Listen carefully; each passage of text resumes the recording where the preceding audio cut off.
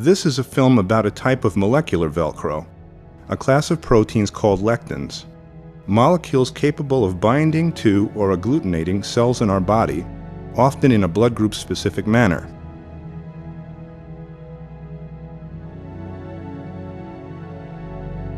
Lectins are found in some very common foods, including many beans and seeds, fruits, vegetables, grains, and seafood.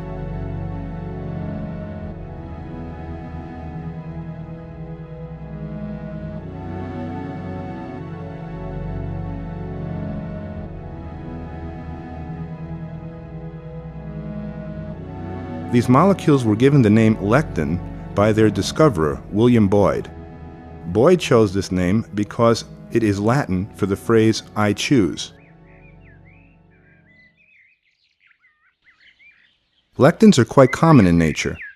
1/3 of over 3,000 plants tested showed lectin activity, and 36 of 88 types of prepared foods tested agglutinated cells of one ABO blood group or another.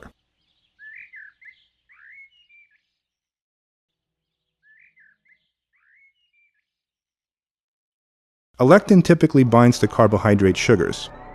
Since the ABO antigens are themselves sugars, as many as 50% of all lectins are ABO blood group specific.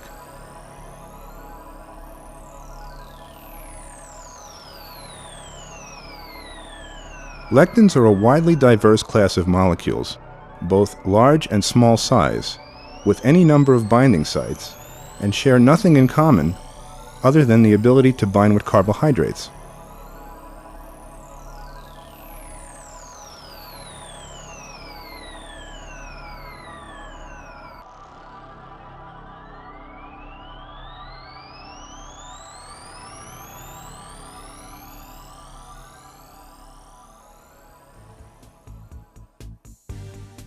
Some of the most toxic compounds known to man are lectins, including ricin, the lectin found in the castor bean plant.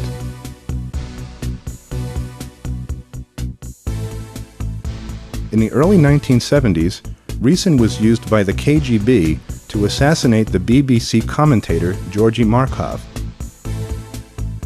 This was accomplished by the use of a tiny platinum pellet containing a microscopic amount of ricin, which was injected into Markov's leg by the tip of an umbrella while he was waiting for a London bus.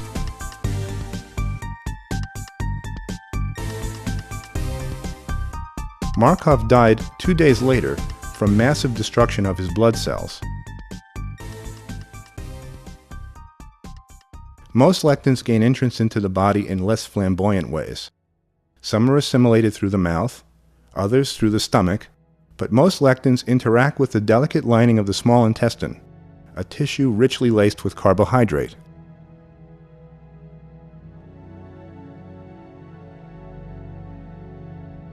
This lining is characterized by finger-like projections called villi, which greatly increase the surface area available for nutrient absorption.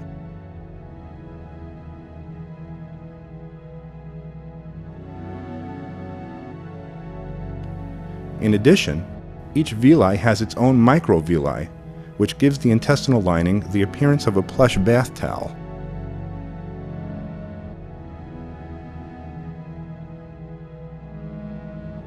The microvilli can actively absorb lectins right through their lining.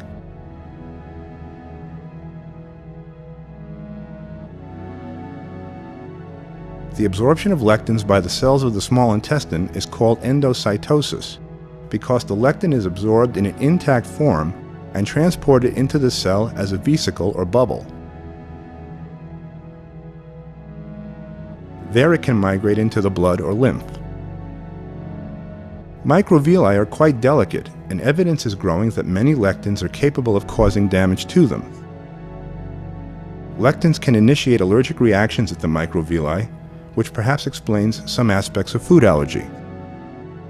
Many microorganisms, including the yeast Candida albicans and most species of bacteria, contain lectin-like molecules on their surface, which they use to attach to the gut wall. The combination of food and microbial lectins probably account for many types of digestive inflammation.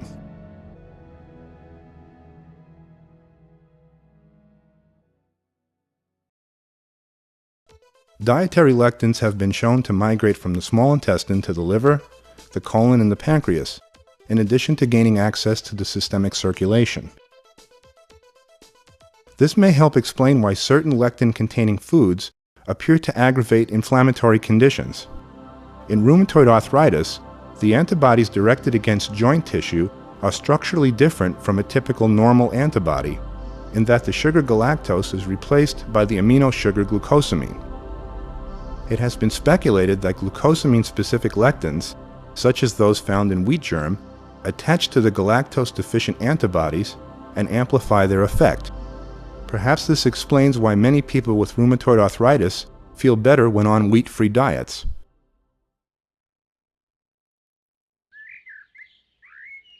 The lectin in pokeweed is a potent stimulant to specialized cells of the immune system called lymphocytes. When stimulated by pokeweed lectin, these cells begin to rapidly reproduce. Children who have eaten the brightly colored pokeweed berries are occasionally seen in hospital emergency room with greatly elevated white blood counts, a symptom which could be mistaken for leukemia.